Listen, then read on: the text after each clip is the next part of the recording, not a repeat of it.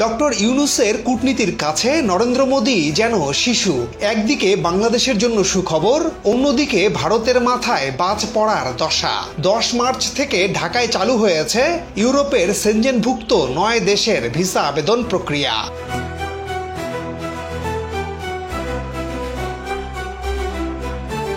গত 9 ডিসেম্বর ঢাকায় প্রধান উপদেষ্টার কার্যালয়ে ইউরোপীয় ইউনিয়নের 19 দেশের রাষ্ট্রদূতের সঙ্গে বৈঠক করেন প্রধান উপদেষ্টা ডক্টর মোহাম্মদ ইউনূস। তার সঙ্গে বৈঠকটিতে যোগ দিতে দিল্লি থেকে উড়ে আসেন ইইউভুক্ত দেশগুলোর প্রতিনিধিরা।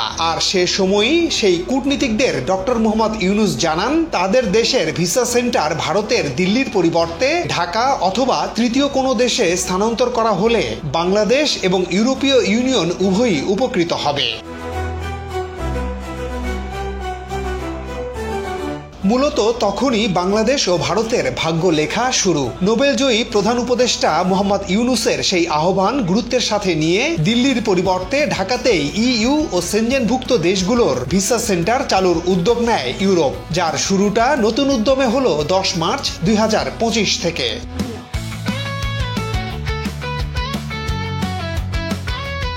ইউরোপের দেশগুলোতে যাওয়া আরো সহজ করার উপায় নিয়ে বর্তমান সরকার শুরু থেকেই কাজ করছে। তবে ঢাকা দিল্লি সম্পর্কের টানাপোড়েন তথা ভারতের অসহযোগিতার কারণে সরকার আন্তরিক থাকা সত্ত্বেও দ্রুত কাজ হচ্ছিল না। এর প্রধান কারণ, ইউরোপের অধিকাংশ উন্নত দেশের উচ্চশিক্ষা, ভ্রমণ বা কাজের জন্য ভিসা পেতে হলে প্রথমে ভারতের দিল্লিতে সেই দেশগুলোর দূতাবাস বা ভিসা সেন্টারে যেতে হয়। আর ভারত বাংলাদেশিদের ভিসা দেয়া প্রায় বন্ধ রাখায় ইউরোপ যাত্রা আরো কঠিন হয়ে ওঠে বাংলাদেশিদের জন্য।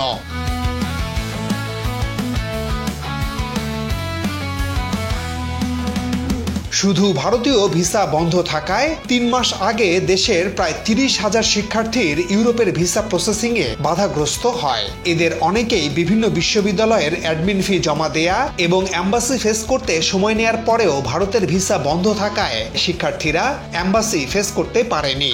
এতে বিপুল অঙ্কের আর্থিক ক্ষতির মুখেও পড়েন তারা। শিক্ষার্থীদের বাইরেও বাংলাদেশ থেকে ইউরোপগামী অনেক চাকরি প্রার্থীও ইউরোপের ভিসা নিতে অনেক ভোগান্তিতে পড়ে।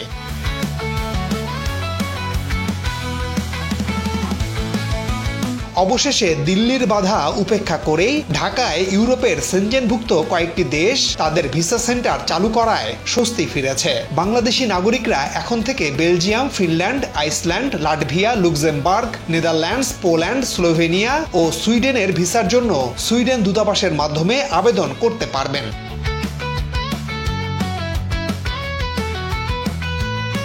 এছাড়া পর্তুগাল, রোমানিয়া, বুলগেরিয়া ও ক্রোয়েশিয়া তাদের নিজস্ব ভিসা সেবা অফিস খুলেছে ঢাকায়। এই নতুন উদ্যোগটি চলতি বছরই কার্যকর শুরু হয়েছে এবং এটি বাংলাদেশের নাগরিকদের ইউরোপ ভ্রমণ, শিক্ষা ও কর্মসংস্থান সুবিধা আরও সহজ করবে। এছাড়া আগে ভারত থেকে ভিসা সংগ্রহ করার কারণে অহেতুক বাড়তি খরচ ও সময় ব্যয় হতো, এখন থেকে সেটি আর হবে না। এবার জেনে আসি ঢাকায় ইউরোপের কোন কোন দেশের ভিসা সেন্টার আছে।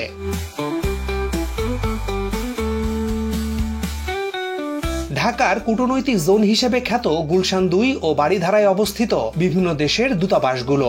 ঢাকায় শুধু ইউরোপীয় ইউনিয়নভুক্ত 27 দেশের মধ্যে মাত্র 8টি দেশের দূতাবাস ও কনসুলেট অফিস রয়েছে।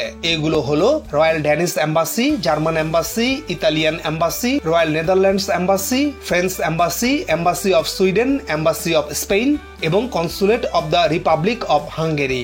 এছাড়া the delegation of the European ইউনিয়নের অফিস আছে গুলশান 2 এর কূটনৈতিক পাড়ায়।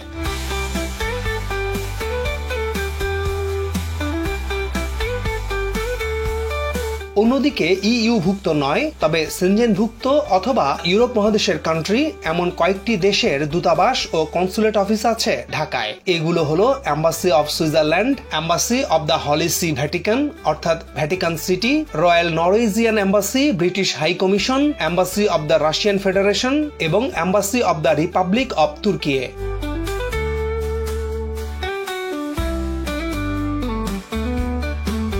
এই দেশগুলোর এম্বাসি থেকে সরাসরি সেবা পাওয়া গেলে শিক্ষার্থীরা স্বল্প খরচে ইউরোপে উচ্চশিক্ষা গ্রহণের সুযোগ পাবে এবং এই শিক্ষার্থীদের পরিবারের সময়, শ্রম এবং আর্থিক ব্যয় অনেকাংশে কমে আসবে। এর ফলে ইউরোপের ওই দেশগুলোরও বেশ লাভ হবে। ইউরোপের দেশগুলোতে শিক্ষার্থীদের বার্ষিক গমনের সংখ্যা 20% থেকে উন্নীত হয়ে 30% পর্যন্ত বাড়তে পারে।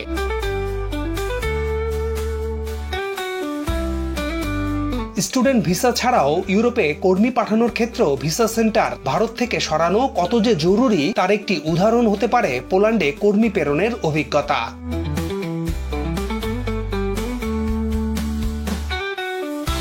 ইউরোপীয় শ্রমবাজারে বাংলাদেশি শ্রমিকদের প্রবেশ বাড়ানোর ক্ষেত্রে পোল্যান্ডের জাহাজ নির্মাণ শিল্প একটি বড় সম্ভাবনা তৈরি করেছিল। বাংলাদেশের শ্রমশক্তির দক্ষতা ও প্রতিযোগিতামূলক মজুরি এই শিল্পে বাংলাদেশের জন্য বিশেষ সুযোগ এনে দেয়। তবে প্রক্রিয়াগত জটিলতা এবং ভারতের ভূ রাজনৈতিক অবস্থান এই সম্ভাবনাকে আংশিকভাবে বাধাগ্রস্ত করছে।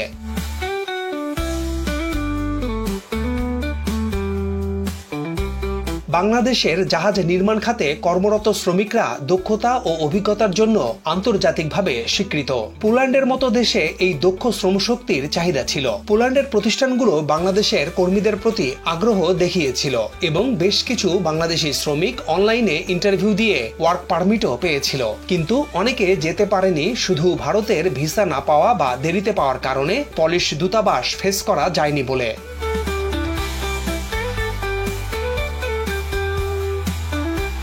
ভারতে প্রবেশের জন্য প্রয়োজনীয় ভিসা পেতে প্রায়ই দীর্ঘ সময় লেগে যায়। এর ফলে অনেক বাংলাদেশি শ্রমিক নির্ধারিত সময়ে পলিশ ভিসার জন্য আবেদন করতে ব্যর্থ হচ্ছে। এতে করে পোল্যান্ডের প্রতিষ্ঠানগুলো সময়মতো কর্মী না পেয়ে অন্য দেশ, বিশেষ করে ভারত বা নেপাল থেকে কর্মী নিয়োগ করছে। ভারত নিজেও একটি শ্রম রপ্তানিকারক দেশ। ইউরোপীয় শ্রমবাজারে ভারতের নিজস্ব স্বার্থ রয়েছে। অনেক ক্ষেত্রে অভিযোগ উঠেছে যে বাংলাদেশি শ্রমিকদের ভিসা প্রক্রিয়ায় দেরি করার মাধ্যমে ভারত পরোক্ষভাবে প্রতিযোগিতামূলক সুবিধা অর্জন করছে।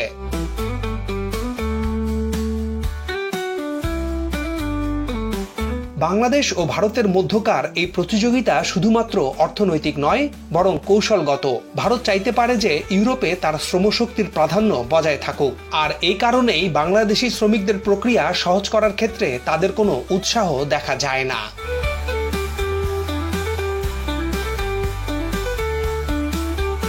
সম্প্রতি ইউরোপের দেশ বুলগেরিয়া ভারতকে এড়িয়ে তৃতীয় দেশ থেকে ভিসা নেয়ার সুযোগ তৈরি করে দিয়েছে বাংলাদেশি শিক্ষার্থীদের জন্য। এতে বাংলাদেশ ও বুলগেরিয়া উভয়ই উপকৃত হচ্ছে। আমরা আশা করব ইউরোপের অন্য দেশগুলো একই ধারা বজায় রাখবে। এই উদ্যোগ কার্যকর হলে এটি কেবল ভিসা সমস্যার সমাধান করবে না, বরং বাংলাদেশের আন্তর্জাতিক কূটনৈতিক সম্পর্ককে আরও দৃঢ় করবে।